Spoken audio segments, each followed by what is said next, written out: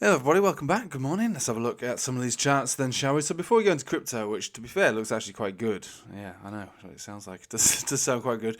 We'll just have a quick look at Dixie and traditional markets very, very briefly, right? So long story short, the Dixie looks good for further upside, right? Two drives of hidden bullish divergence above all major moving averages in a form of a trend. We're stuck in a range at the moment, the top of the range being 707.7. And the bottom of the range just below the 50 exponential 105.3, which is where the previous range used to exist. So support resistance basically within here. You break out from here would get pretty devastating.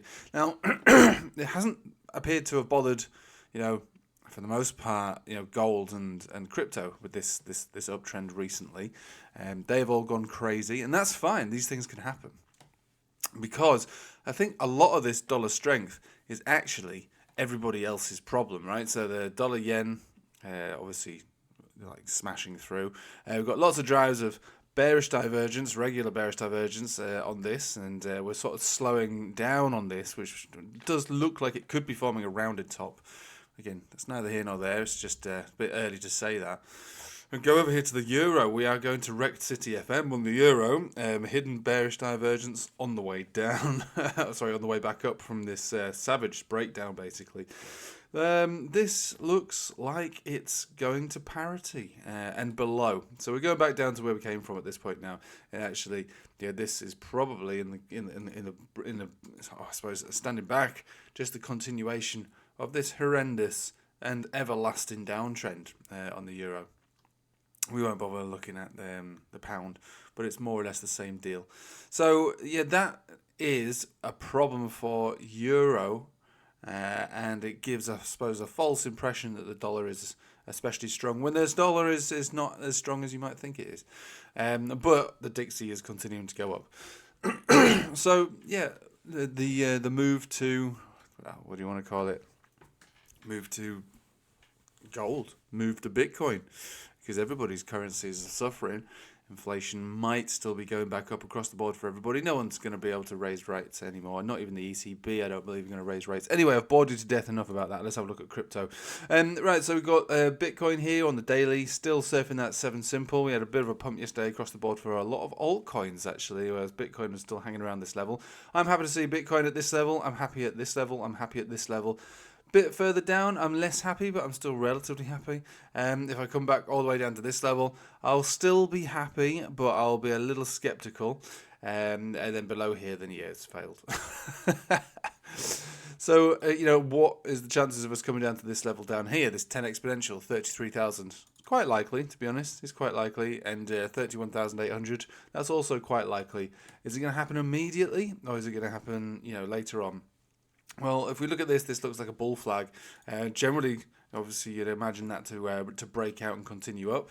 The volume has gone back down to less than 1 billion now, which again is still epic volume, but it's not what it was. Good God, excuse me. Right, so the 4 hourly working on this bull flag.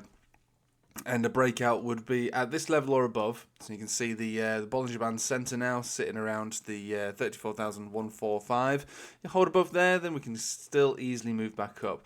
Ethereum is doing exactly the same thing on the 4 hourly. 4 hourlies look quite good across the board for everything. XRP, again, 4 hourly doing the same thing. Golden crosses above all major moving averages. That's great. Link, a little bit the same, but sort of cooling off a little bit. Atom, one of my more recent favourites, actually that's more bullish than most on the 4 hourly. Algo, really quite good the way that this is presenting itself at the moment. I dug out some old favourites. Ocean, really good actually, really good, and ICP, surprisingly good, to be honest. Now, if we just go to the daily on some of these, this is the move that ICP's done recently. And again, I'm just going to give you a broad overview of what altcoins seem to be doing collectively. So ICP did a really big rally all the way into its death cross retest, simples and exponentials. A pullback to around 364 is fine. A pump signal on the daily has been generated here. So you would be looking for continuation on this, or at least a pullback and then move back into the death cross retest. So that's what you'd be looking for. And again in reverse order, that we've got a pump signal on Ocean, no crosses as yet. The one that I'm most recently sort of bullish on is Algo, because if Algo does do a move into its death cross retest, it's going to be all the way up here at 13 cents, which again in the grand scheme of where Algo is, it's still wrecked city. But even after the pump that we've had this last couple of weeks, still another 22% to move before we do that. You break that, we continue on further. Just freshly created a pump signal as well on this, which is what I said last night on Twitter or on X. So across the board, altcoins are doing things on their own. Atom not very good, and we've made some decent money. This is like the third week now that we're raking in some altcoin gains. And we can't get too complacent because we know that Bitcoin is quite high here and potentially on the verge of a pullback, and that'll pull everybody else back as well. But there are setups beginning to materialize on 4 hourlies across the board for everybody, and now that's moving over into daily timeframes for altcoins.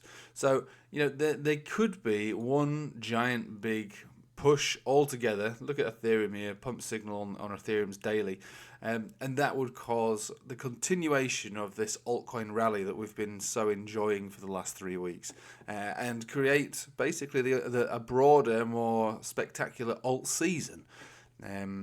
Again, using that word, it often attracts trolls to the channel. I was talking about effectively like an alt rally and in brackets alt season, sort of whispering it into the microphone. So an alt season could potentially happen. And then they all just, what are you talking about? And then obviously, we start to see the rallies taking place. I'm not calling this an alt season because it's not. It's definitely driven by Bitcoin for the most part, but alt seasons an alt season will likely emerge out of these setups that we get here now on Ethereum and all these other big boys. If they start to move as one, because you know what it's like. People mostly don't know how to trade, which is fine. I mean, everybody's got their own things that you can't expect everybody to know how to trade. I have the time or the skill or the patience or the emotional fortitude, to do this. And so what happens for the most part is, people buy when everything's rallying, and that causes a peak and a bubble and a pop and then a wrecked city, and then back down to the depths of despair and skepticism, and it's finished and Bitcoin's over and blah blah blah. It's just a cyclical, psychological and emotional event really for most people. And so, when you say alt season, when it looks like the opposite's going to happen, obviously people can't handle that. And then when you say, time to sell, when you're in what feels like the middle of an alt season, people are going crazy and calling you paper hands or whatever. What I'm trying to say is, of course, positioning ourselves in altcoins and looking at setups, 2-3 weeks ago and enjoying them from close to bottoms was the right thing to do. And looking at them again from today, where dailies seem to be emerging and we are presenting themselves with even more setups, is also the right thing to do. But the main thing is to stand back and recognize that this isn't parabolic season. This isn't crypto explosion season. If anything, this is going to be a small continuation of the uptrends that we've been, happily taking part of over the last 3 weeks. And it might just fizzle out very, very quickly because the volume across the board is still very small. And so you might see 100, 200, 300% pumps on some altcoins. But I think that's all you're going to get. And just in classic crypto style, thou giveth, thou taketh away. The gains will likely get washed away at some point later on down the line because the volume isn't there to sustain higher prices. It's a trader's market at the moment, so you buy low and you sell the pumps. Unless, of course, you want to buy, hold, and stake, and that's a completely different strategy altogether.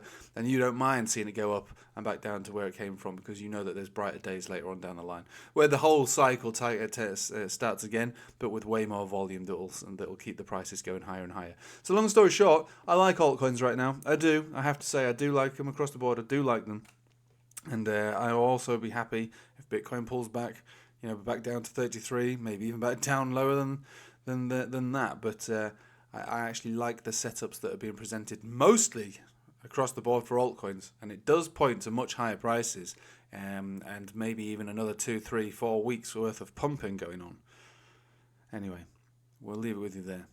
Thanks for watching. I hope you have a nice day. If you want me to have a look at a particular altcoin that you think is amazing and it's got a good setup, let me know in the comments or join the Patreon and we'll look at it there. Otherwise, take it easy.